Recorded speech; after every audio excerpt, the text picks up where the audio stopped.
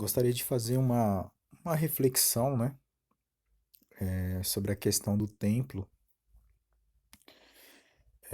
Essa passagem que eu vou ler aqui em Lucas 21 é mais conhecida em Mateus 24, né, mas eu gostaria de ler em Lucas 21 e depois ir para as outras passagens que, na verdade, se trata do mesmo momento, só que narrado por apóstolos diferentes, né?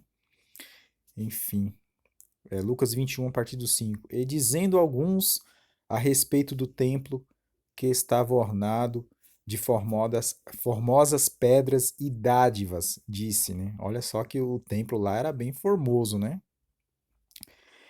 Quanto a estas coisas que vedes, dias virão em que não se deixará pedra sobre pedra que não seja derrubada, né? Enfim, agora vamos lá para Marcos 13, que também está escrito, né, aqui em Marcos 13, a partir do verso 1. E saindo ele do templo, disse-lhe um dos seus discípulos: Mestre, olha que pedras e que edifícios, ó, com exclamação aqui, ou seja, que admiração, né? Como se Jesus fosse olhar para o templo, né, e ficar admirado, né? Aí Jesus vem com um balde de água fria, né, entre aspas, né, modo de dizer, versículo 2. E respondendo Jesus lhe disse-lhe: Vês estes grandes edifícios?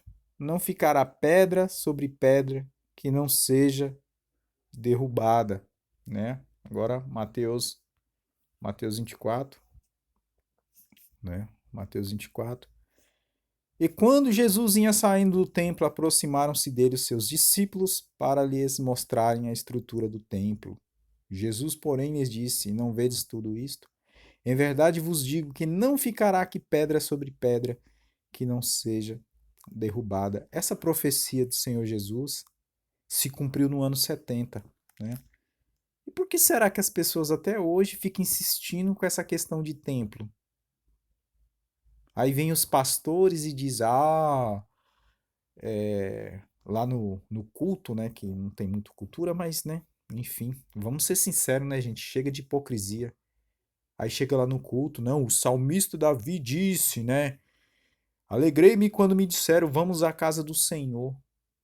É, quando Davi falou isso, não tinha templo, o que tinha era o tabernáculo, e Davi estava se referindo à cidade de Jerusalém, né? Isso lá em Salmo 122. Mas enfim, muitos querem insistir com templo, com casa do Senhor. Não está escrito que Deus não habita. Mas vamos lá, né? Estevão, né? Atos 17, né? Atos 7, aliás. Atos 7, a partir do 48. Deixa eu ver aqui. 48. Eu vou ler aqui, ó. A partir do 37 aqui, né? Mas para não ficar muito sem nexo, né? Este é aquele Moisés, aqui é a narração de Estevão. É aquele Moisés que disse aos filhos de Israel: O Senhor vosso Deus vos levantará dentre vós, irmãos, um profeta como eu, ou seja, como Moisés. A ele ouvireis, aqui é a profecia sobre Jesus, Moisés que estava profetizando sobre Jesus.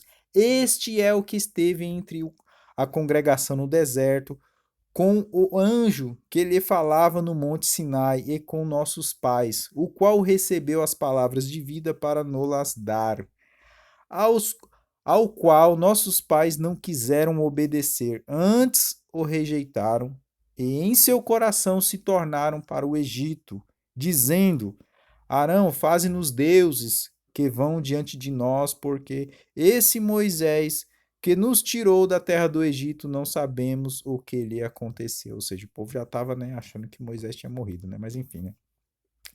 E naqueles dias fizeram o bezerro e ofereceram sacrifícios ao ídolo e se alegraram nas obras das suas mãos. Mas Deus se afastou e os abandonou a que servissem ao exército do céu, como está escrito no livro dos profetas. Porventura me ofereceste vítimas e sacrifícios no deserto por 40 anos, ó casa de Israel. Antes tomaste o tabernáculo de Moloque e a estrela do vosso Deus Renfã, figura que vós fizestes para adorar. Transportar-vos-ei, pois, para além da Babilônia. Estava entre nossos pais no deserto o tabernáculo do testemunho, como ordenara aquele que disse a Moisés que fizeste segundo o modelo que tinha visto, né? O tabernáculo, né? Não é o templo de pedra, né? O qual nossos pais, recebendo-o, também o levaram com Josué quando entraram na posse das nações que Deus lançou para fora da presença de nossos pais até aos dias de Davi, que achou graça diante de Deus e pediu que pudesse achar um tabernáculo para o Deus de Jacó. Ou seja, tabernáculo aqui está se referindo a templo de pedra mesmo, porque na verdade a Arca da Aliança já tinha um tabernáculo que era uma tenda. Continuando, e Salomão lhe edificou casa, né? Mas o versículo 48, que os evangélicos e todos os demais temosos, né, que não gostam dessa passagem, porque os pastores odeiam essa passagem aqui, e não tem coragem de ler essa passagem aqui, ó. Mas o Altíssimo não habita em templos feitos por mãos de homens, como diz o profeta. Aí você vai lá em Isaías 56, que está escrito exatamente isso aqui, ó. O céu é o meu trono e a terra é o estrado dos meus pés. Que casa me edificareis, diz o Senhor, ou qual lugar será o do meu repouso? Porventura não fez a minha mão todas essas coisas, né? Leia lá, Isaías 66 a partir do versículo 1.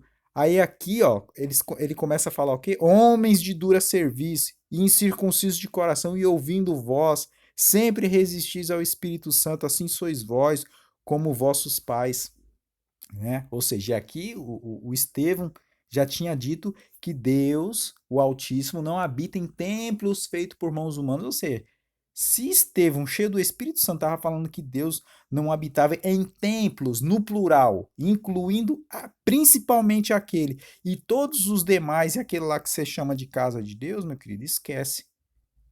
O Altíssimo não habita, e ponto. E Paulo disse assim: Não sabeis vós que vós sois o templo do Espírito Santo, ou seja, homens e mulheres são o templo do Espírito Santo, são a casa de Deus. É só ler lá Hebreus 3,6. Mas Cristo, como filho sobre a própria casa de Deus, a qual casa somos nós, né? Enfim. Aí fala assim, né? É, a qual dos profetas não perseguiram vossos pais, até mataram os que anteriormente anunciaram a vinda do justo, do qual vós agora fostes traidores e homicidas?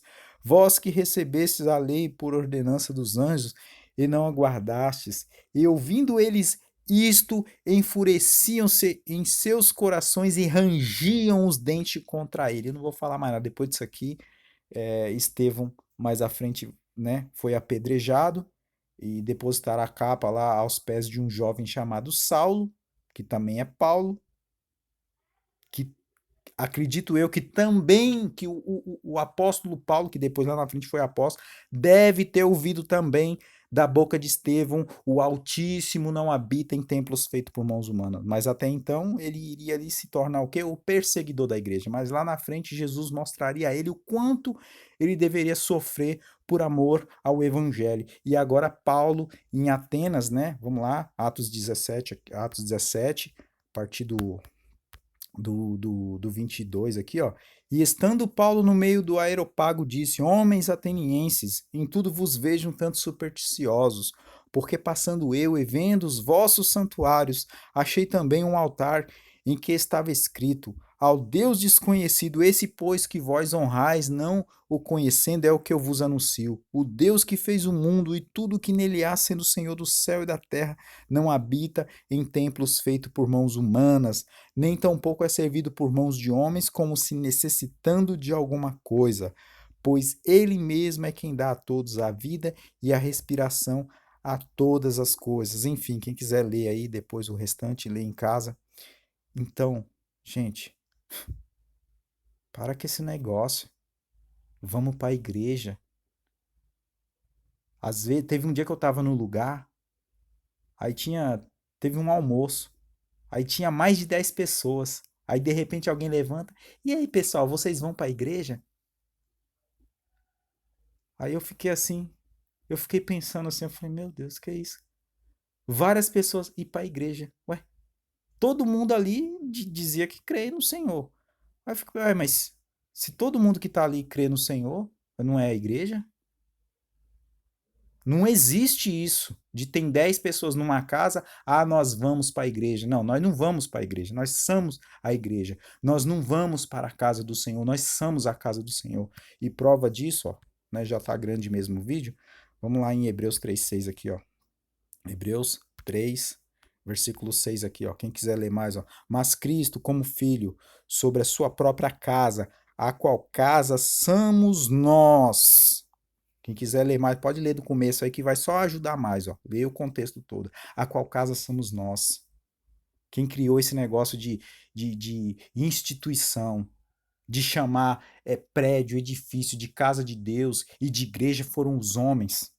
Porém, Jesus Cristo, os apóstolos, jamais se dirigiram a esses lugares como casa de Deus, como igreja, porque igreja são homens e mulheres, está lá em Atos 8:3 também, ó, vamos ver lá, ó, Atos aqui, ó, Atos 8:3, olha lá, lê aí. E Saulo assolava a igreja, entrando pelas casas e arrastando homens e mulheres, os encerrava na prisão. Aonde que Paulo, né, antes de se converter, perseguia a igreja? Nas instituições religiosas ou nas casas? Nas casas. Vamos ver aqui, ó. Ainda aqui em Atos 15, verso 3 também, ó. E eles, né? Vamos voltar um versículo anterior aqui, ó. Ó, tendo tido Paulo e Barnabé, ou seja, tá? Quem que tá falando aqui? Tá falando de quem aqui? De Paulo e Barnabé. Mas vamos lá. E eles, quem? Paulo e Barnabé, sendo acompanhados pela igreja, passavam pela Finícia e por Samaria, contando a conversão dos gentios e davam grande alegria a todos os irmãos. Ué, peraí. Ué, mas aqui Paulo e Barnabé foram acompanhados até um certo trecho do caminho pela igreja. Ué, mas as pessoas não dizem que vão à igreja? E quando elas dizem que elas vão à igreja, elas não estão se referindo ao prédio? Será que saiu um galpão de rodinha atrás de Paulo e Barnabé? É óbvio que não, né? Então é ridículo, irmãos, né? Paulo, certa feita, ele disse assim: alguns de vós que já deveriam ser mestres em razão do tempo, ainda necessitais de leite e não de sólido mantimento, né? Porque o alimento sólido é para aqueles que já têm suas faculdades mentais, já está exercitado na verdade do evangelho. Então tem muita gente que já deveria ser mestre. Eu não estou dizendo aqui que eu sou mestre, não, mas eu sei o que eu estou falando. Então tem muita gente que já deveria ser mestre já e ainda tá com esses papos. Ai, você vai para a igreja? Você vai para a casa de Deus? Ah, fulano saiu da casa de Deus. Não existe isso de sair da casa de Deus, porque a casa de Deus não é um prédio com CNPJ. Esses lugares aí, inclusive, se cumpre nesses lugares o quê? O que Pedro falou lá, ó. E por avareza farão de vós negócio. 2 Pedro 2:3. Então, gente, vamos acordar. Né? Vou postar esse vídeo aqui no meu canal no YouTube, no Facebook. Gente, vamos acordar. Desperta. Igrejas são pessoas. Para que esse papo de ficar dando dízimo para igreja, entre aspas.